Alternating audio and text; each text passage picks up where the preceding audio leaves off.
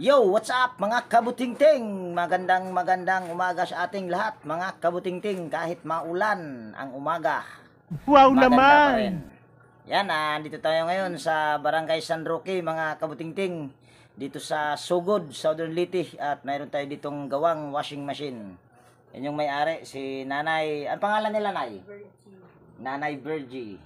At dito mga kabutingting, maraming chicks. Kaso isa sa kanila, walang wala.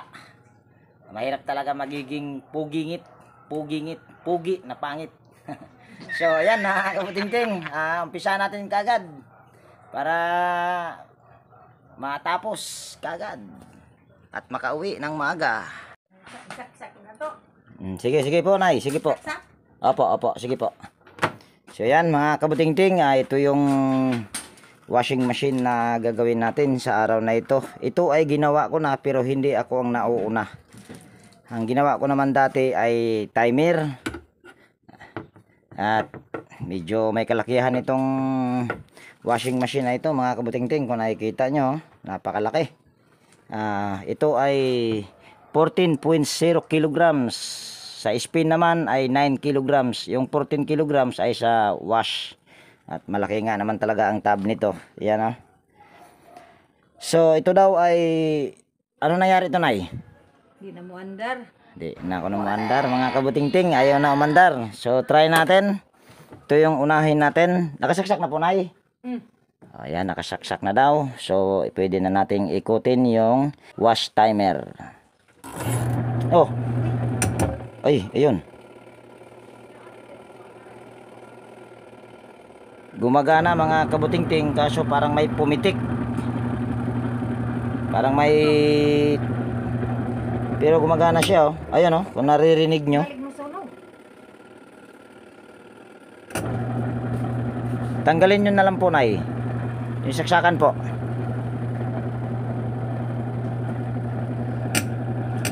Ayan. Duda ko mga kabutingting, dito sa timer ang nagka-problema nito.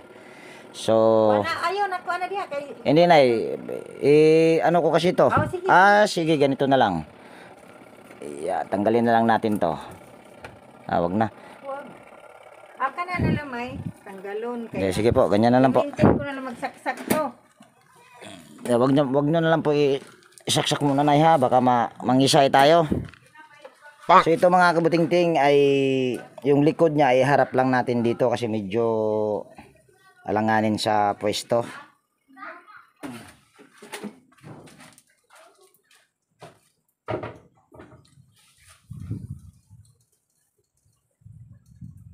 Tanggalan na lamang na dong para isaksak na lamang na ho diri para di na ko maghari-ngari. Sige. Kana mo tanggala. Ring isaksak diri, ha? Sige po.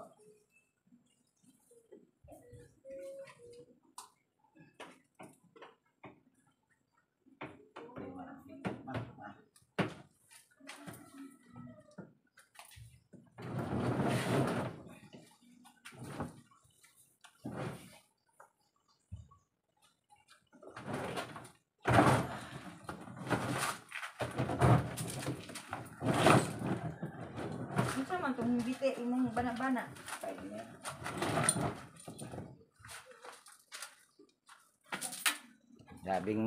Grabing sobrang laki nitong washing machine na ito mga kabutingting, sobrang bigat.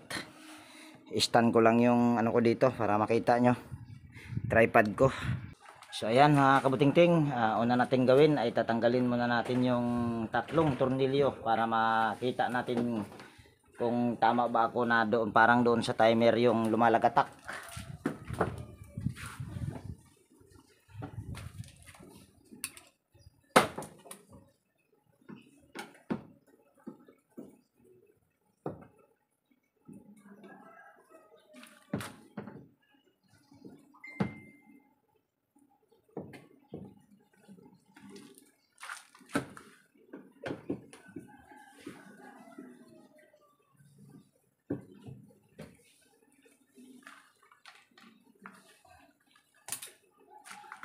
Sunod ay gagamit lang tayo ng flat screw at para masungkit natin ito dito.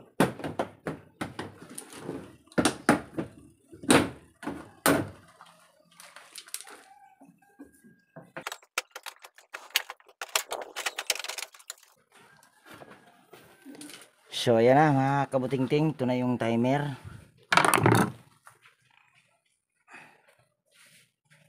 Yan, ito mga kabutingting ay sabi ko nga kanina ay hindi ako ang unang gumawa nito.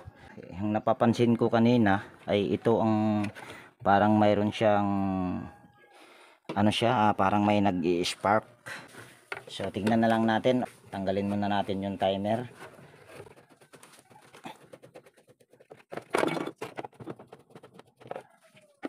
So ito nga ang may problema. Yan o, kung nakikita nyo ay nasunog siya. Yan.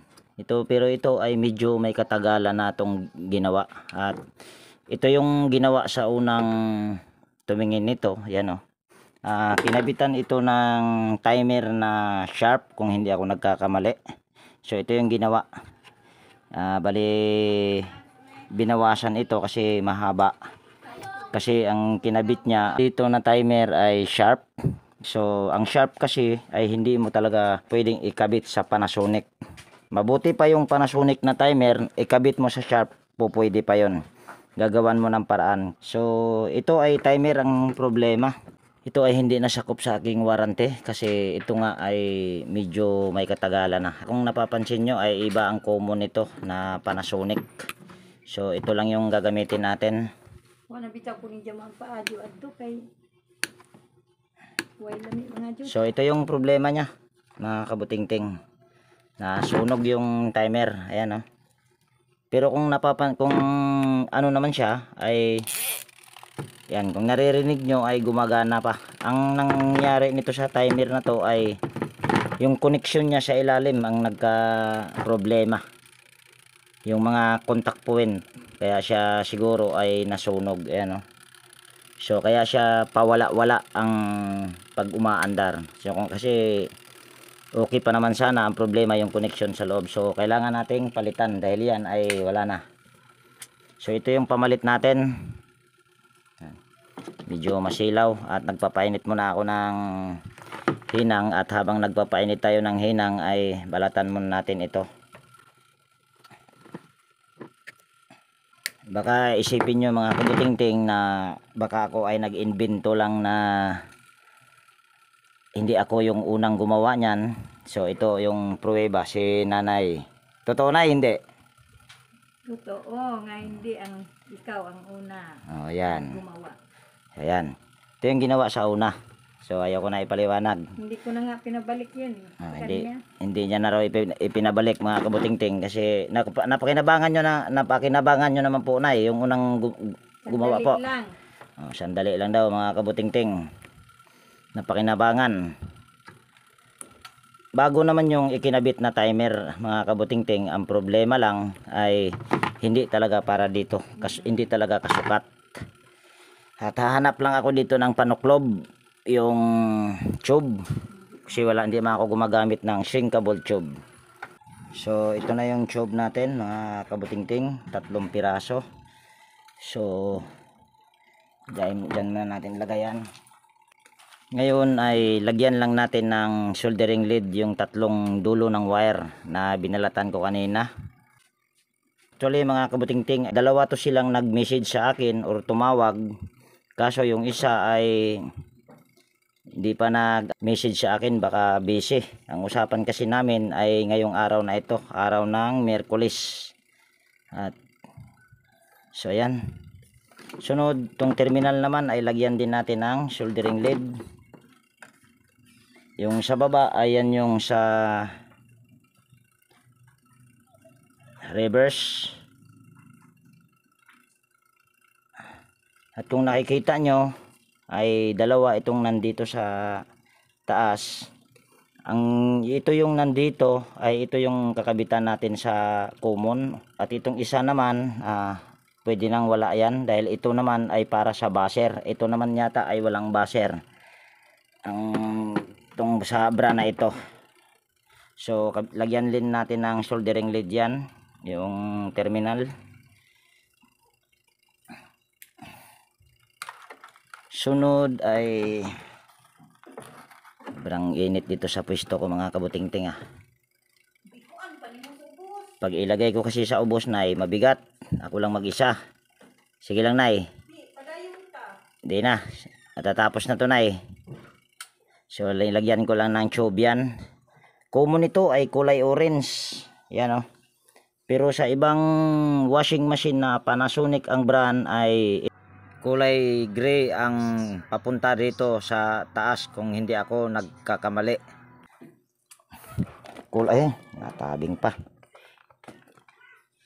So ikabit na natin tong kulay orange dito sa taas. Ito yung common kulay orange. Yan, kabit lang natin. At atras muna natin tong ano ko dahil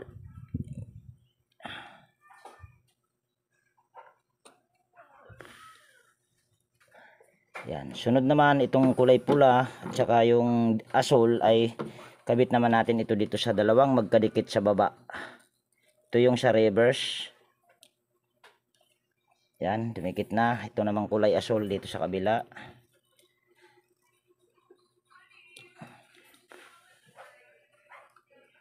So ayan, nahinang na natin. So itong nilagay kong tube, baba ko muna itong hinang ko. Itong kinabit kong tube ay ilagay lang natin ito dito. Purpose naman yan, baka mag-spark. Kalimitan kasi nag-i-spark yan dito. Minsan pagka hindi mo siya lagyan ng ganito, nadadama yung kabila. So yun yung magiging dahilan sa sunog. Hindi sunog sa bahay sunog, masusunog yung timer. So pag nasunog yun, wala na. Kaya ako nilalagyan ko talaga ng tube. Kung mayroon kayong shrinkable tube, yun, mas maganda rin yun. Pero ito sa akin, simple lang. Tube lang ginagamit ko, ayan So ayan ay okay na. So ikakabit na natin to ulit. At bago ko to ikakabit, ay dahil sinira yung pagtornilyuhan, so magbubutas din ako nito. Katulad nitong binutas ko. Dapat ito ay walang butas. Ito lang talaga isa. So bubutasin lang din natin. Butas lang tayo dito. So yan, nabutas na.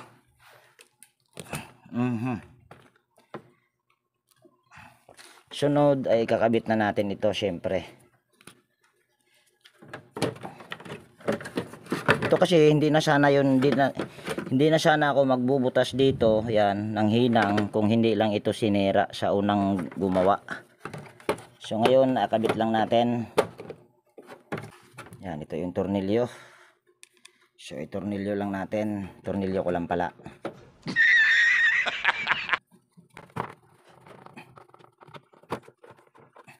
Dito sa amin mga kabutingting, pag bumili ka ng timer ay walang warranty. Pero ako, nagbibigay ako ng warranty kahit mura lang yung singil ko. Kasi kawawa din naman yung may-ari kung hindi mapapakinabangan. So ngayon, dahil binutasan ko ito, dahil sinira nga itong pinakakabitan niya, so lagyan lang natin ito ng tornilyo.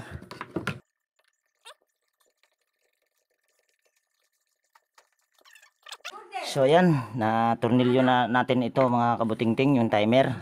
So bago natin isuklob yan, try muna natin. Kabit lang natin itong switch handle nya. Natabing na naman. Hirap talaga pagka walang taga-video mga kabutingting. So ikutin ko lang dito. At itutudo natin para sigurado. At saksak natin yung power cord. So yan, kung naririnig nyo ay gumagana na. Tingnan natin kung mag-reverse. So yan ay nag-reverse na. Reverse na siya. So ayan, so ngayon ay aantayin ko lang yung timer na matapos, o yung siya yung kusa na matapos. So antayin ko lang. So push ko muna ito kung wala bang aberya yung nilagay kong timer. So ayan mga kabutingting, sumablay yung timer na kinabit kong una, hindi siya natapos. So tanggalin lang natin itong kinabit kong timer. Sablay ito ay bago, pero sumablay kaagad. Ito mayroon talagang mga factory defect, hindi talaga maiwasan. So tanggalin lang natin ito. Ito ay sacrifice dahil hindi ko na to masasauli dahil binutas ko na yung ano nya, Pero ganun talaga ang buhay mga kabutingting. Minsan panalo, minsan talo. Pero dito, talo ako dito dahil itong timer na to ay binutas ko na. So hindi ko na ito masasauli dahil binutas ko na dito. Yan. So ngayon dahil sablay itong timer na to, putulin lang natin. Yan, putulin na natin. Yan, putol na. At salita ako ng salita, hindi pala nakikita. Yan ang hirap pag walang taga-video. So yung ikakabit natin ay kaparehas din doon. Ito na yung binili ko doon sa Raon. At ito naman yung tinanggal ko. Yan o, sunog. So ito yung ipapalit natin. So ito hindi ako gagamit ng electrical tape. Nasa inyo kung gagayahin nyo to or hindi. So ngayon ay kakabit lang natin. Ang problema pala ay magbubutas pala tayo ulit nito dahil kasi nga yung pinaka ano nitong ano yung dapat isusuklob lang talaga sana ito, kaso nga ay sinira kasi yan ang unang gumawa. So painit lang ako ng hinang ulit. Yan, at habang magpainit tayo ng hinang ay tatanggalin muna natin itong suklob. Ayan, ay magagamit ko pa yan sa iba. So balatan lang natin ito ulit.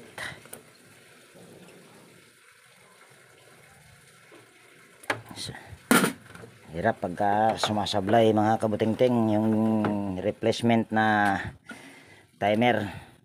At sukluban naman natin ito ng tube dahil ayoko gumamit ng electrical tape. Mayroon naman akong electrical tape pero bibihira akong gumamit ng electrical tape. Yan, suklob lang natin at balatan natin ito ulit. Kasi pagka brand new ay ang balat niyan ay may ano lang, konti lang, ganito lang kahaba. So itong gray ay kakabit natin ito dito sa kulay orange kasi ito yung common sa ano na ito, modelo na ito kahit Panasonic. At lagyan lang natin ng tube. Tapos yung pula, lagay lang din natin sa pula. Pwede naman yung pula ay ikakabit natin sa asol. Basta reverse ay wala siyang magiging problema kahit magkabaliktaran. Tapos lagyan natin ng tube. Kung may shrinkable tube kayo, shrinkable tube na lang ilagay nyo. Ayan naman ay kanya-kanyang paraan. So ayan. So antayin ko na lang na uminit yung hinang ko. O baka mainit na siguro. Yun lang, hindi pa mainit mga kabutingting. So ayan, mainit na yung hinang ko mga kabutingting. So bubutasan natin ito ulit.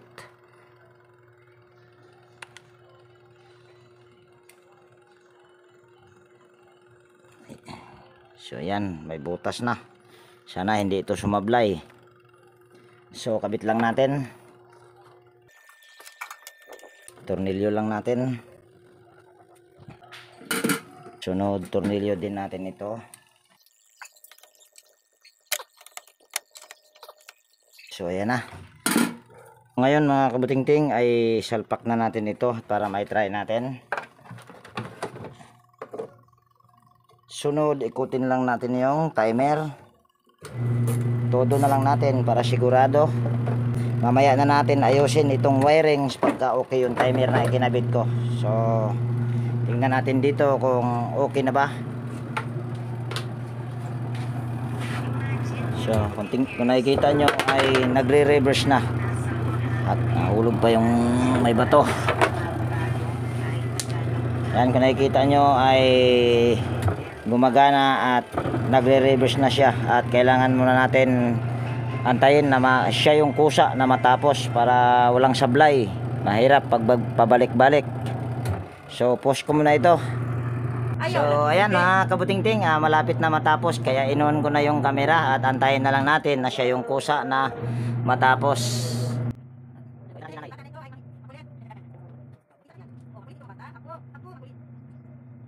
Konti na lang, matatapos na.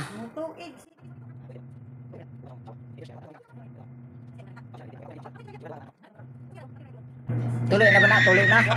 Ay, tuloy na to. Namo ko'y panuli dire. Kana. Deh. Kana. Tuntuloy yun. Kanang Arab pong So ayan na mga kabutingting, natapos na. So dito naman tayo sa pag Muta madinig mo. ayos ng mga wire dahil ito ay okay na.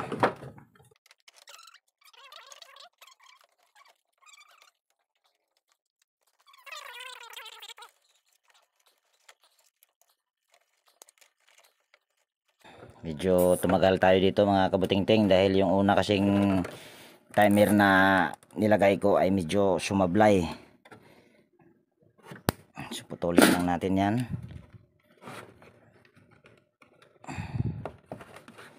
So ganyan lang. Tapos balik na natin ito.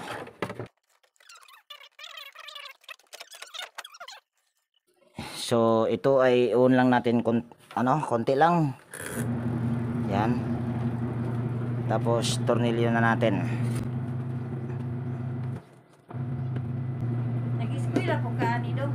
Wa mo kang eskwela yan ay. Wa eskwela hay. Eskwela na di na iabot.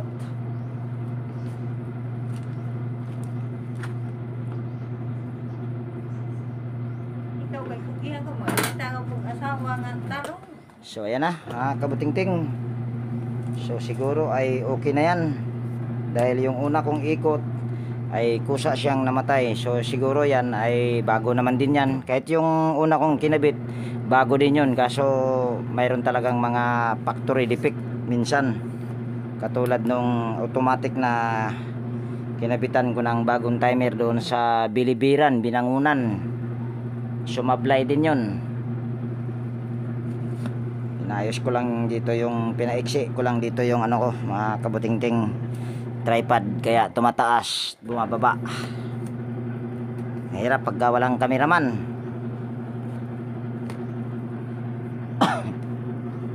So okay na to Nay. O di okay na. Okay na sa alright Nay. Mayroon naman silang ano sa akin mga kabutingting kung paano nila ako ma-contact. At gaya nga ng sinabi ko, si Ate Maymay ba yun ay? Maymay Palima ay nag-message lang sa aking FB page at anak niya yon. At ito si Nanay. Ano nga pala ulit pangalan ay? Virgie. At ito si Nanay Virgie ay yun yung anak ang nag-message sa akin. So ito ay okay na. At siguro mga kabutingting ay dito ko natapusin yung video natin sa araw na ito. At kung nagustuhan mo itong video na ito mga kabutingting, pwede bang pa-like at paka-share na rin kung maaari. At higit sa lahat, kung bago ka na napadpad dito sa aking munting channel, ay pwede bang hilingin ko yung pag-subscribe mo at pindutin mo na rin yung bell notification dyan para ma-notify kapag mayroon akong mga bagong i-upload na video. So yan, laging nag-iiwan sa inyo, nang ingat tayo palagi at God bless po sa ating lahat mga kabutingting.